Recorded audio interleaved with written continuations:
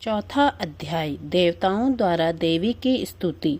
ओम ऋषि बोले, देवी ने जब पराक्रमी दुरा आत्मा महिषासुर का वध किया और राक्षसों की सेना को मार दिया तो इंद्रादि समस्त देवता अपना सिर और शरीर झुकाकर भगवती देवी की स्तुति करने लगे। जिस देवी ने अपनी शक्ति से यह जगत व्याप्त कर रखा है और जो समस्त देवताओं तथा महर्षियों की पूजनीय है, उस अंबिका को हम भक्तिपूर्वक वंदना करते हैं। वह हम सबका कल्याण करे। जिस अतुल्य बल और प्रभाव का वर्णन भगवान विष्णु, भगवान शंकर और ब्रह्मा जी भी नहीं कर सके, वही चंडिका देवी इस संपूर्ण संसार का पालन करे और अशुभ भय का विनाश करे। पुण्यात्माओं के घरों में आप स्वयं लक्ष्मी रूपा हो, पापियों के घर में तुम अलक्ष्मी रूपा हो, सतकुल में जन्म लेने वाले के लिए तुम लज्जा रूप होकर अब उनके घरों में निवास करती हो। हम उस दुर्गा भगवती को नमस्कार करते हैं। हे देवी, इस संसार का पालन करें। हे मातोश्वरी, आप इस अचिंत्य रूप का असुरों का संहार करने वाली शक्ति तथा युद्ध में असुरों के साथ आपके अनेक प्रकार के चरित्रों को हम किस प्रकार भाली भांति वर्णन कर सकते हैं। अर्थात आपकी महिमा का वर्णन शब्दों से बाहर की बात है। आप संपूर्ण संसार की उत्पत्ति का कारण हैं। आप में सत्वगुण, रजोगुण तथा तमोगुण में तीनों उपस्थित हैं, तो भी दोषों के साथ आपका संसगण नहीं बन पड़ता। भगवान विष्णु तथा महादेव आदि देवता भी आपका पार पाने में असमर्थ हैं। आप ही सबके आश्रय हैं। यह समस्त जगत आपका अंशभूत है, क्योंकि आप सबकी आदिभूत व्याकृता प्रकृति हैं। हे देवी, संपूर्ण यज्ञों में जिसके उच्चारण में सब देवता तृप्त होते हैं, वह स्वाहा आप ही हैं। इसके अतिरिक्त आप पितरों में भी तृप्ति का कारण हैं। इसलिए सब लोग आपको स्वधा कहते हैं। हे देवी, वह विद्या जो मोक्ष को देने वाली है, जो अचिंत्य महाज्ञान स्वरूपा है, मोक्ष की इच्छा वाले मुनिजन जिसका अभ्यास करते हैं, वह तुम ही हो। हे देवी, तुम वाणी रूप हो, दोष रहित हो। ऋग्वेद तथा यजुर्वेद इनकी एवं उद्गीत एवं सुंदर पदों के पाठ वाली सामवेद की आश्चर्य रूप हो। तुम भगवती हो, तुम दुर्गा हो। इस संसार की उत्पत्ति एवं पालन के लिए तुम वर्ता के रूप में प्रकट हुई हो और तुम संपूर्ण विश्व की पीड़ा हरने वाली हो। हे देवी, जिसके समस्त शास्त्रों को जाना है, वह मेधा शक्ति तुम ही हो। वह और दुर्गम भव सागर से पार करने वाली नौका भी तुम ही हो। लक्ष्मी रूप से विष्णु भगवान के हृदय में निवास करने वाली और भगवान महादेव द्वारा सम्मानित गौरी देवी तुम ही हो। हे देवी, मंद मुस्कान वाली, निर्मल पूर्ण चंद्र बिंब के समान तथा उत्तम सुवर्ण की मनोहारी क्रांति से कमनीय तुम्हारे मुख को देखकर भी महिषासुर क्रोध में भर गया। यह बड़े आश्चर्य के बात है। हे देवी, तुम्हारा यही मुख जब क्रोध से भर गया तो उदय काल के चंद्रमा की तरह लाल हो गया और तनी हुई भौं के कारण आपका विकराल रूप हो गया। उसे देखकर भी महिषासुर के शीघ्र प्राण क्यों नहीं निकल गए, यह बड़े आश्चर्य की बात है। हे देवी, तुम हमारे कल्याण के लिए प्रसन्न होती हो। आपके प्रसन्न होने से इस विश्व का अभ्युदय होता है और जब आप क्रोध हो जाती हो तो कितने ही कुलों का सर्वनाश हो जाता है। यह हमें अभी अभी ज्ञात हुआ है, जब तुमने महिषासुर की विशाल सेना को देखते ही मार गिराया। हे देवी, आप उन्नति को देने वाली हैं। आप जिस पर प्रसन्न होती हैं, वो सभी जगह मान सम्मान पाते हैं। उन्हें ही धन और यश मिलता है। वे अपने धर्म का भी पालन करते हैं। वे ही रक्षित रहते हैं। वे अपनी पत्नी, अपने बच्चों तथा संबंधियों के साथ प्रसन्न रहते हैं। हे देवी, आपकी कृपा से ही अत्यंत आहत पुण्यात्मा पुरुष अपने धर्म संबंधी कार्य प्रतिदिन निष्पादित करते हैं। आपकी कृपा से ही उन्हें स्वर्ग लाभ मिलता है। इसी कारण आप तीनों लोकों में फल देने वाली मानी जाती हैं।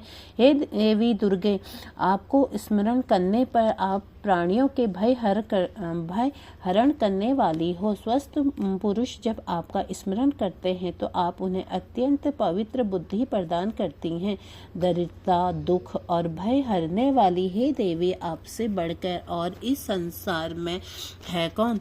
आप ही सबका उपकार करने वाली तथा सर्वदा दयामयी हो। हे देवी, उन असुरों का विनाश करने से संसार में सुख और शांति हो और ये राक्षस नरक में रहने के निर्वित भले ही पाप करते हों, परंतु युद्ध में मरकर इनको स्वर्ग मिले, यह सोचकर आप इन राक्षसों का संहार करती हो।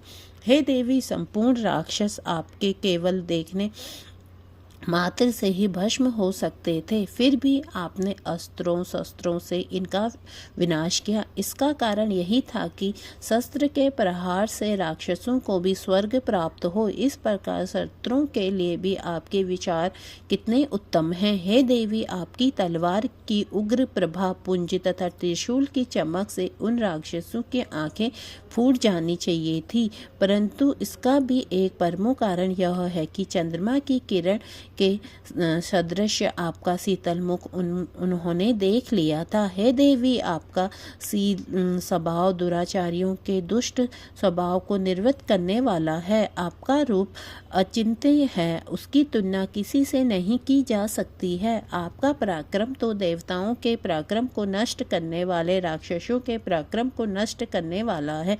इस प्रकार आप शत्रुओं पर भी दया करती हो। हे देवी, आपके इस पराक्रम की बराबरी किसी से नहीं की जा सकती। शत्रुओं को भयभीत करने वाला आपका पराक्रम और सुंदर स्वभाव और किसी में नहीं है। हृदय में ममतामयी दया और युद्ध श्रेष्ठ क्षेत्र में कठोरता तीनों लोकों में आपसे बढ़कर किसी में नहीं है। हे देवी, युद्ध क्षेत्र में शत्रुओं को मारकर तुमने उन्हें स्वर्गलोक में स्थान दिया। इस तरह आपने तीनों लोकों की रक्षा की है तथा उन उन्मत्त राक्षसों से जो हमें भय था उनको भी दूर किया है। आपको हमारा बारंबार नमस्कार है। हे देवी, त्रिशूल से हमारी रक्षा करो। हे अंबिके, तलवार से हमारी रक्षा करो तथा घंटे की ध्वनि और धनुष की टंकार से हमारी रक्षा करो। हे देवी दुर्गा, चारों दिशाओं उत्तर, दक्षिण, पूर्व और पश्चिम में अपने त्रिशूल को घुमाकर हमारी रक्षा करो। हे माता, तीनों लोकों में जो आपके सौम्य रूप हैं तथा असौम्य रूप हैं, उनसे हमारी रक्षा एवं इस पृथ्वी की भी रक्षा करो। हे अंबिके, आपके हाथों में जो खड्ग, शूल और गदा आदि शस्त्र शोभायमान हैं, उनके द्वारा हमारी रक्षा करो। ऋषि बोले, इस प्रकार सब देवताओं ने जगत माता भगवती की स्तुति की और नंदवन के पुष्पों तथा गंध अनुलेपनों द्वारा उनका पूजन किया। सभी देवताओं ने भक्तिपूर्ण दिव्य धूपों द्वारा रचना की, फिर प्रणाम करने लगे। तब देवी दुर्गा प्रसन्न होकर उन देवताओं से बोली, हे देवताओं, तुम सब लोग जिस वस्तु की अभिलाषा रखते हो मुझसे मांग लो। देवता बोले, भगवती ने हमारी सब इच्छाएं पूर्ण कर दी हैं, अब हमें कुछ नहीं चाहिए। हमारा शत्रु महिषासुर मार गया है। हे महेश्वरी, इतने पर भी यदि आप हमें कुछ वर देना ही चाहती हैं तो हम